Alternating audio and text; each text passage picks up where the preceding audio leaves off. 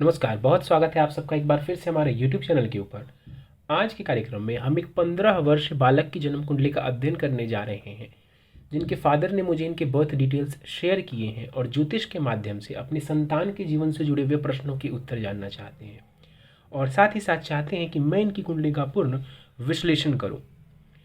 आगे बढ़ने से पहले हर बार की तरह आप सबसे निवेदन है, यदि अभी तक आपने हमारे चैनल को सब्सक्राइब नहीं किया है तो आप इसे सब्सक्राइब कर दें और बेल आइकन को दबाना ना भूलें। साथ ही यदि आप सब इसी प्रकार अपनी कुंडली का विश्लेषण करवाना चाहते हैं या मुझसे संपर्क करना चाहते हैं तो स्क्रीन के ऊपर दिए जा रहे व्हाट्सएप नंबर के ऊपर आप मुझसे संपर्क कर सकते हैं। सीधे आ जाते हैं आज के इस कार्यक्रम के ऊपर और इनके बर्थ डिटेल्स को मैं सबसे पहले आप सबों के समक्ष रख देता हूँ। 29 जून 2007 को इनका जन्म हुआ है। जन्म का समय है रात्रि के 10:07 और जन्म का स्थान है दिल्ली।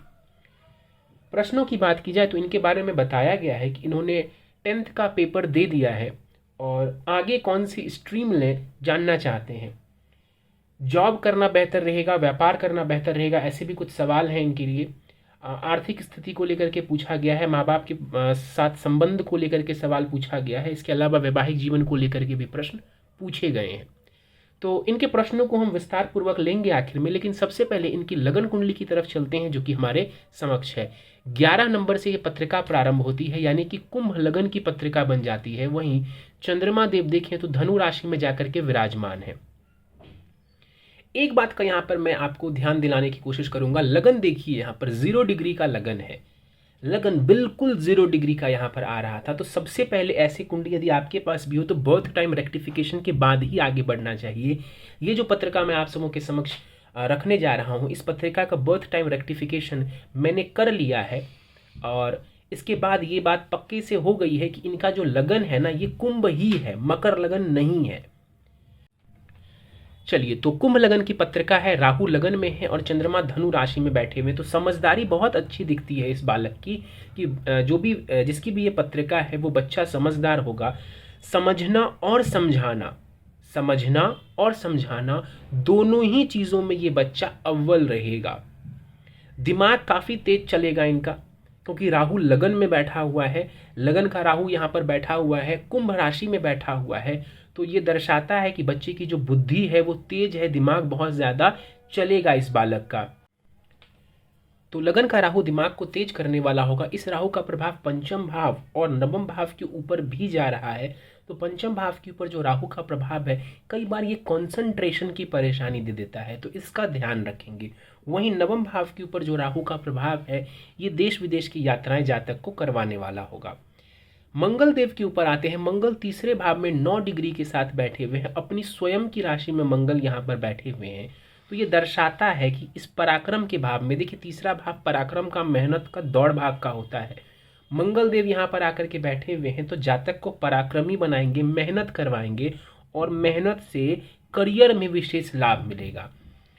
यहाँ से बैठा हुआ मंगल अपनी चौथी दृष्टि छठे भाव के ऊपर डालेंगे तो शत्रुओं के ऊपर विजय प्राप्ति, कंपटीशन में सफलता, रोग से मुक्ति। मंगल का प्रभाव नवम भाव के ऊपर, भाग्य भाव के ऊपर, तो अपने मेहनत से, अपने पराक्रम से भाग्य को बेहतर बनाना। और वहीं मंगल का दसम भाव के ऊपर जो प्रभाव पड़ेगा तो करियर में बहुत ही बढ़िया सफलता ये मंगल दिलवाने वाले होंगे। तो मंगल की स्थिति यहाँ पर बढ़िया नजर आ रही है। पंचम भाव को यदि हम समझें तो बुध और सूर्य यहाँ पर पंचम भाव में हमें नजर आ रहे हैं। सूर्य बुध की युति कुछ हद तक यहाँ पर या काफी हद तक बुध आदित्य योग का निर्माण भी कर दे रही है। पंचम भाव में बुध आदित्य योग ये शिक्षा के लिए बहुत अच्छा है। कई बार हम कहते हैं कि बुध आदित्य योग इतना ज्यादा परिणाम नहीं देता है, लेकिन इस कुंडली में समझें तो पंचम भाव में ये बुध आदित्य योग बन रहा है। शिक्षा के लिए ये बढ़िया है, इंटेलिजेंस के लिए, बौद्धिक क्षमता के लिए और शिक्षा से जुड़े मामलों के लिए इसको अच्छा माना जाएगा। बुध पंचम भाव में बैठे हुए हैं, अस्त और वक्री हैं। कंसंट्रेशन का ध्यान रखिए, दिमाग तो तेज है ही आपका, लेकिन राहु का भी प्रभाव है और यहाँ पर बुध वक्री और अस्त के हैं। बस कंसंट्रेशन का विशेष ध्यान रखने की जरूरत है आपको। बाकी यहाँ पर बुध शिक्षा के मामलों में अपनी बुद्धि से आप जो है शिक्षा भी अच्छी प्राप्त करेंगे और साथ ही साथ जो बुध का प्रभाव 11वें भाव के ऊपर पड़ रहा है, ये आपके आय के लिए, आपके इनकम के लिए बहुत अच्छा दिखता है। सूर्य की बात करें, सूर्य सप्तमेश है, सप्तम भाव यानी कि विवाह का भाव होता है। सप्तमेश सूर्य जाकर के पंचम भाव में यहाँ पर पंचमेश के साथ विराजमान है। अपनी मर्जी से विवाह करना, ऐसा दिखता है कि बच्चा अपनी मर्जी से विवाह करे या इसकी पसंद से विवाह हो, ऐसा कहना उचित होगा कि अपनी पसंद से विवाह करने के योग यहाँ पर नजर आते हैं। सूर्य का प्रभाव भी 11वें भाव के ऊपर है, तो बुद्धि से धन वगैरह की चीजें आती हुई दिखती हैं। शुक्र एवं शनि कुंडली के छठे भाव में विराजमान है। इस कुंडली में समझें तो शनि देव जो है वो लग्नेश है और जाकर के छठे भाव में बैठे हुए हैं। कंपटीशन वगैरह फेस करना होगा, कंपटीशन फेस करने से ही सफलता मिलेगी, तो कंपटीशन वगैरह फेस करिए, कंपटीशन में जाइए, आपको फायदा रहेगा। यहाँ से बैठ करके शनि विदेश भाव को भी देखेंगे, तो विदेश यदि आप जाना चाहते हैं, विदेश जाने की इच्छा रखते हैं, तो विदेश जाने की आपको विदेश जाने का जो मौका है आपको वो जरूर जीवन में मिलेगा।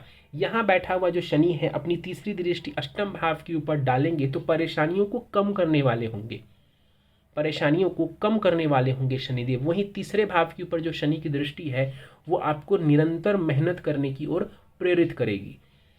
छठे भाव में शनिदेव बैठे हुए हैं, याद रखिए संघर्ष में ही आपकी सफलता छिपी है, कंपटीशन में जाने से आपको विशेष फायदा रहेगा।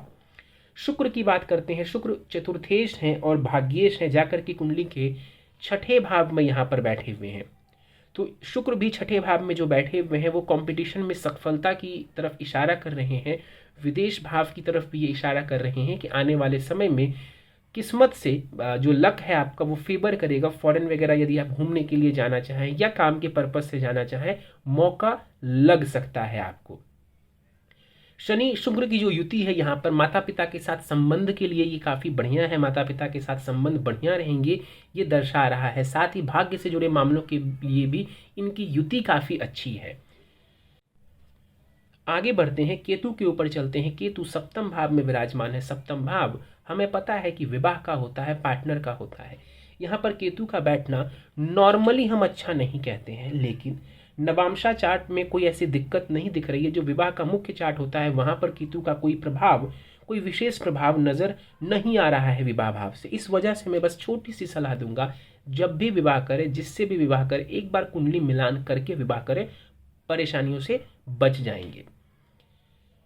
गुरु के ऊपर चलते हैं। गुरु दसम भाव में वक्री होकर के बैठे हुए हैं। इस पत्रिका में गुरु धनेश हैं और साथ ही वो लाभेश भी हैं, यानी कि जो धन का डिपार्टमेंट है, जो पैसे का डिपार्टमेंट है, इस कुंडली में कुंभ लगन की पत्रिका में वो देवगुरु बृहस्पति के पास है और बृहस्पति यहाँ पर दसम भाव में बैठे हुए हैं। तो बहुत ही बढ़िया स्थिति है कि कर्म के माध्यम से आप मेहनत जितनी करेंगे, गुरु आपको, बृहस्पति आपको उतना ही ज्यादा धन देने वाले होंगे। यदि जीवन में पैसा कमाना चाहते हैं तो डेफिनेटली यहाँ पर जुपिटर आपको आपके करियर के माध्यम से, पिता का पैसा नहीं कह रहा हूं, अपने स्वयं के माध्यम से, अपने कर्मों के माध्यम से खूब सारा धन आपको देने वाले होंगे।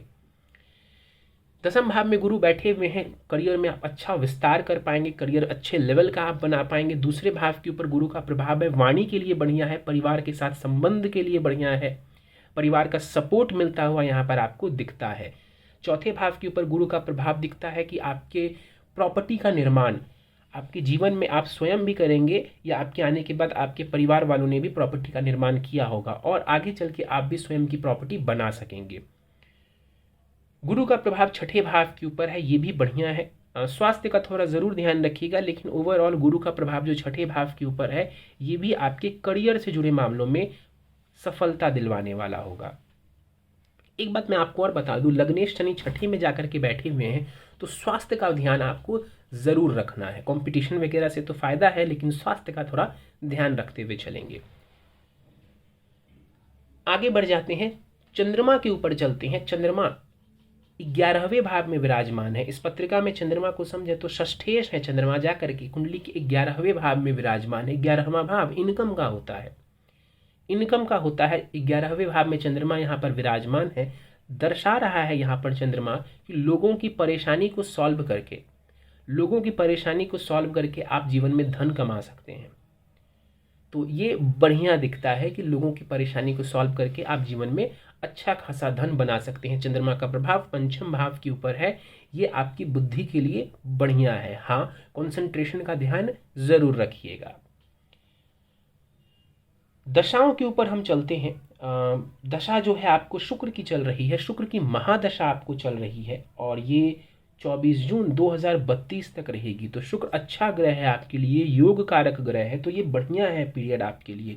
शुक्र में गुरु की अंतर्दशा है फिलहाल, ये समय भी बहुत अच्छा है आपके लिए। ये समय 15 अक्टूबर 2022 से 1 जून 2025 तक रहने वाला है। तो अभी मैं बोलूँगा जिस लाइफ के जिस फेज़ में आप हैं इस वक्त आपको बहुत अच्छी दशा का सहयोग मिल रहा है, तो अपने करियर में इसका उचित लाभ उठाइए, अपने एजुकेशन में इसका लाभ उठाइए, करियर में लाभ उठाइए और एक अच्छे क्षेत्र में अपना करियर बनाइए। दसम भाव में ये जो बृहस्पति बैठा हुआ है ये काफ़ी हद तक आप मान के चलिए श्योरिटी के साथ कि ये धन योग बना रहा है, तो धन के मामलों के लिए आपको चिंता करने की ज़रूरत नहीं है। प्रश्नों के ऊपर चलते हैं। 10th क्लास का पेपर दिया है तो जानना चाहते हैं आगे कौन सी स्ट्रीम लें। इन्होंने ऑप्शन दिया है जेईई या फिर सीए, यानी कि या तो ये इंजीनियरिंग के क्षेत्र में जाना चाहते हैं या फिर चार्टर्ड अकाउंटेंट कॉमर्स लेकर के सीए बनना चाहते हैं। मेरी सलाह चाहते हैं कि कौन सा स्ट्रीम इनके लिए बेहतर होगा। देखिए चार्ट के हिसाब से समझें तो दोनों ही स्ट्रीम आपके लिए बढ़िया है, दोनों ही स्ट्रीम आपके लिए बढ़िया है, लेकिन कोई तो ज़्यादा बेहतर होगा, सीधी सी बात है, कोई ज़्यादा बेहतर होगा। तो सीए का जो क्षेत्र है, चार्टर्ड अकाउंटेंट का जो क्षेत्र है, ये आपके लिए कई गुना बढ़िया है। अगर मुझसे कोई पूछे आपके इस कुंडली को दिखा करके कि इंजीनियरिंग में या फिर सीए में से किसको प्रेफरेंस दूं, तो मैं बिल्कुल बोलूँगा कि टॉप पे आप सीए रखो। अगर आपका मन है सीए की तरफ जाने का तो आप ज़रूर जाओ, आपकी उन्नति ज़्यादा होगी। ऐसा नहीं है कि इंजीनियरिंग में उन्नति नहीं होगी, लेकिन सीए के क्षेत्र में जाकर के उन्नति कई गुना ज़्यादा होगी। अनडाउटेबली बिल्कुल आप आगे बढ़ सकते हो सीए की तरफ। जॉब के बारे में पूछा गया है, जॉब या बिजनेस। कंसल्टेंसी का वर्क आप कर सकते हैं दूसरे को सलाह दे करके। मैंने कहा था आपको स्टार्टिंग में समझना समझाना अच्छे से आता है, तो आगे जाकर के ये चीज़ें और बेहतर होंगी जब आप परिपक्व हो जाएंगे, मेच्योर हो जाएंगे। तो कंसल्टेंसी का वर्क आपके लिए सीए बन के दूसरों को सलाह देना, फाइनेंस की सलाह देना और बाकी चीज़ों की सलाह देना आपके लिए बढ़िया रहेगा। इस काम से आप स्वयं भी बहुत सारा पैसा कमा सकेंगे। आगे आर्थिक स्थिति कैसी रहेगी? मुझे बहुत अच्छी दिख रही है पत्रिका में। इनिशियली थोड़ी सी दिक्कत हो सकती है क्योंकि चंद्रमा छठे का स्वामी होकर बैठा हुआ है, लेकिन ओवरऑल मैं देखूं तो पैसे की जो स्थिति है, जो आर्थिक स्थिति है, इस कुंडली के हिसाब से वो काफ़ी बढ़िया नजर आती है। बुधादित्य योग के प्रभाव के बारे में जानना चाहते हैं। पंचम भाव में ये बुधादित्य योग बन रहा है, बुद्धि के लिए अच्छा है, आपके इंटेलिजेंस को, आपके एजुकेशन के लिए ये बढ़िया है, आपके इंटेलिजेंस को ये बहुत ज़्यादा बढ़िया करने वाला है। एक बात इनके बारे में और बताई गई है कि इनकी आंखों में पावर जो है वो बहुत ही ज़्यादा है, आइज़ में पावर बहुत ही ज़्यादा है। मैं आपको बता दूं कि कोई विशेष दिक्कत आपको नहीं होगी। हाँ, ये दिक्कत दिखती है कि आंखों की परेशानी रहे, लेकिन इसको लेकर के कोई बहुत ज़्यादा भयभीत होने की ज़रूरत नहीं है। कुंडली में प्रोटेक्शन मौजूद है, तो बहुत ज़्यादा इसको लेकर के चिंता करने की ज़रूरत नहीं है। हाँ, ध्यान ज़रूर रखिए, डॉक्टरी सलाह आप लेते रहिए। कुछ और बातें आपके बारे में मैं बताना चाहूँगा संक्षिप्त में। कंपटीशन में जाने से लाभ होगा, मैंने पहले भी कहा। करियर में एक से ज़्यादा चीज़ों में, मतलब हो सकता है मल्टीपल क्लाइंट्स के साथ आप डील करें। करियर में थोड़ी मूवमेंट दिखती है, यहाँ वहाँ जाना पड़ सकता है, वो भी बढ़िया चीज़ है। अपनी मर्जी से करियर बनेगा, अपने टर्म्स एंड कंडीशंस पे करियर रहे, ये भी दिखता है। माँ बाप के साथ आगे जा कर के भी लगाव और अटैचमेंट दिखता है मुझे, तो ये भी एक बढ़िया चीज़ है। नवमांश कुंडली में ग्रहों के बलाबल को समझें तो बढ़िया है। नवमांश कुंडली भी लगभग वही बात कह रही है जो आपकी लगन कुंडली कह रही है। आप संघर्ष करिए, मेहनत करिए, जीवन में खूब आप सफलता प्राप्त करेंगे। देश विदेश की यात्राओं पर जाने की संभावना काफ़ी अच्छी नज़र आती है।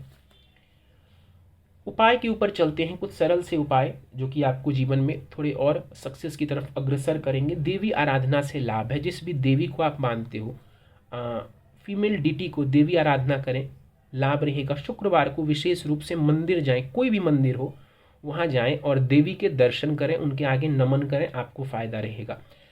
संभव हो तो डेली मेडिटेशन करें, कम से कम 15 मिनट मेडिटेशन प्रतिदिन करें, इससे भी आपको काफ़ी ज़्यादा फ़ायदा रहेगा। कंसंट्रेशन की जो परेशानी है या आगे हो सकती है, उससे आपको थोड़ी राहत मिल जाएगी। तो मेडिटेशन को ज़रूर अपने रूटीन का एक हिस्सा बना लीजिए। ज़रूर आप देखेंगे कि साल भर में या 6 महीने में आपको इससे फ़ायदा प्रैक्टिकली महसूस होने लगेगा।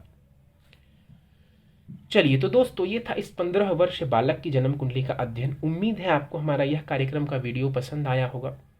यदि आपको हमारा यह कार्यक्रम पसंद आया तो आप इस वीडियो को लाइक करें। अभी तक आपने हमारे चैनल को सब्सक्राइब नहीं किया है तो आप इसे सब्सक्राइब कर दें और बेल आइकन को दबाना ना भूलें। साथ ही यदि आप सभी इसी प्रकार अपनी कुंडली का विश्लेषण करवाना चाहते हैं या मुझसे संपर्क करना चाहते हैं तो स्क्रीन के ऊपर दिए जा रहे व्हाट्सएप नंबर के ऊपर आप मुझसे संपर्क कर सकते हैं। इस वीडियो में फ़िलहाल इतना ही। आप सभी का बहुत बहुत धन्यवाद।